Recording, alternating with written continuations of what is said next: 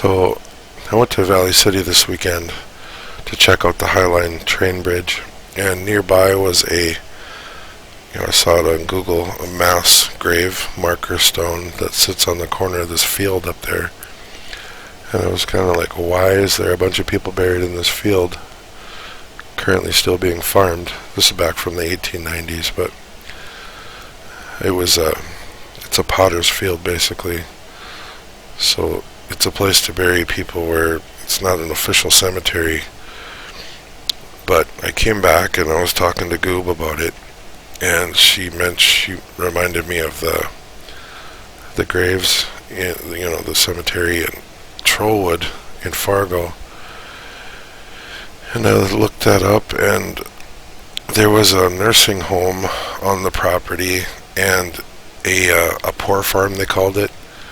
And whenever someone from the nursing home or the poor farm died, they would bury him in these specific places on the Trollwood property.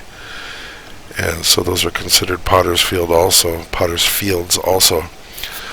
But they don't have gravestones. And so I looked up the information online,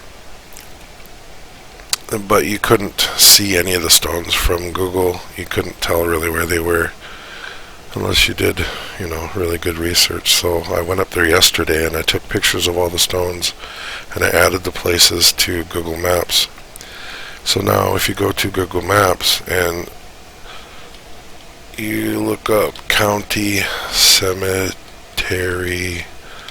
Fargo, enter, there they are.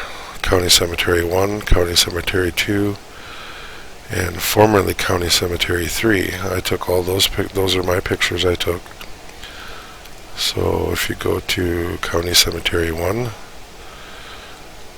this one is, if you're going up Elm Street to go to the park, instead of taking a right into the golf course, take a left on Candy Lane, and right in this little area right here, this is where the cemetery is. And these people are still buried here. There's just no gravestones except for that one. There's one big stone with County Cemetery on it. It's pretty incognito. You can't really, if you weren't paying attention, you wouldn't realize that there's graves there, a whole cemetery. And so if you go to County Cemetery number 2, those are my pictures also.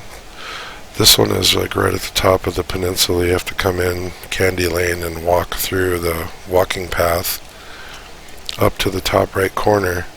There's 8 big stones. 1, 2, 3, 4, 5, 6, 7, 8. And number 6 right here is the one where it's carved. County Cemetery 2. I took these pictures.